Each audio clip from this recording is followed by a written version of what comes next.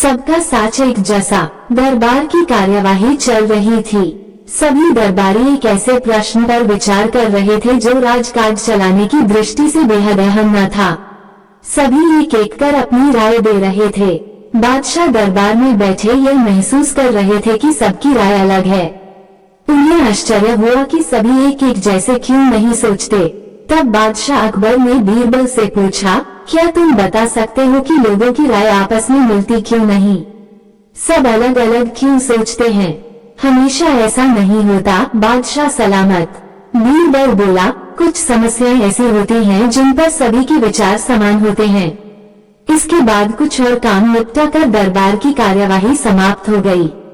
सभी अपने अपने घरों को लौट चले।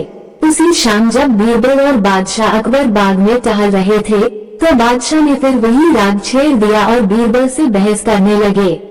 तब बीरबल बाग के ही एक कोने की ओर उंगली से संकेत करता हुआ बोला, वहाँ उस पेड़ के निकट एक कुआं है, वहाँ चलिए। मैं कोशिश करता हूँ कि आपको समझा सकूं कि जब कोई समस्या जनता से जुड़ी हो तो सभी एक जैसा ही सोचते हैं। मेरे कहने का मतलब यह है कि बहुत सी ऐसी बातें हैं जिनको लेकर लोगों के विचार एक जैसे होते हैं। बादशाह अकबर ने कुछ देर कुएं की ओर घूरा, फिर बोले, लेकिन मैं कुछ समझा नहीं। तुम्हारे समझाने का ढंग कुछ अजीब सा है। बादशाह जबकि जानते थे कि बीरबल अपनी बात सिद्ध करने के लिए ऐसे ही प्रयोग करता रहता है।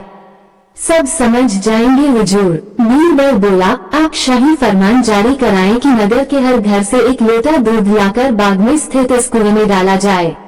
दिन पूर्णमासी का होगा। हमारा नगर बहुत बड़ा है। यदि हर घर से एक लोटा दूध इस कुएं में पड़ेगा तो ये दूध से भर जाएगा। बीरबल की यह बात सुन बादशाह अकबर ठहाका लगाकर हंस पड़े। फिर भी उन्होंने बीरबल के कहे अनुसार फरमान जारी कर दिया। शहर भर में मुनादी करवा दी गई कि आने वाले पूर्णमासी के दिन हर घर से एक लोटा दूध लाकर शाही बाग के कुएं में डाला जाए। जो ऐसा नहीं करेगा उसे सजा मिलेगी। पूर्णमासी के दिन बाग के बाहर लोगों की कतार लग गई। इस बात का विशेष ध्यान रखा जा रहा था कि हर घर से कोई न कोई वहां जरूर आए। सभी के हाथों में भरे हुए पात्र बर्तन दिखाई दे रहे थे। बादशाह अकबर और बीरबल दूर बैठे ये सब देख रहे थे और एक दूसरे को देख मुस्कुरा रहे थे। सांझ ढलने से पहले कुएं में दूध डालने का काम पूरा हो गया। हर घर से दूध लाकर कुएं में डाला गया था। जब सभी वहां से चले गए तो बादशाह अकबर व बीरबल ने कुएं के निकट जाकर अंदर झांका। कुआं मुंडेर तक भरा हुआ था, लेकिन ये देख बादशाह अकबर को बेहद हैरानी हुई कि कुएं में दूध नहीं, पानी भरा हुआ था। दूध का तो कहीं नामो निशान तक न था।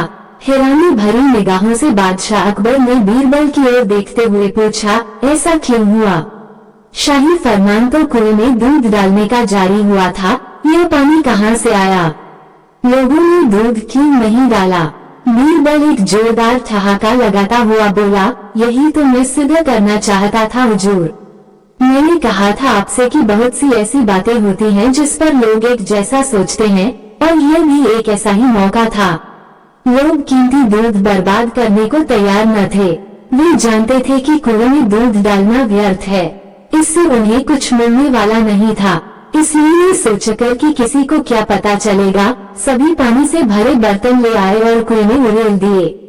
नतीजा, दूध के बजाय पानी से भर गया कुआं। बीरबल की यह चतुराई देख बादशाह अकबर ने उसकी पीठ थपथपाई।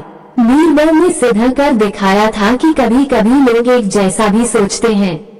आपको ये कहानी कैसी लगी हमें कमेंट कर जरूर बताएं। इसी तरह की अच्छी कहानियाँ आप यहाँ पर पढ़ सकते हैं। यहाँ उपस्थित शिक्षाप्रद कहानियाँ आपका मनोरंजन करने के साथ दिशा भी देंगी। तो बने रहिए हमारे साथ और हमारे प्रयास को सफल बनाएं।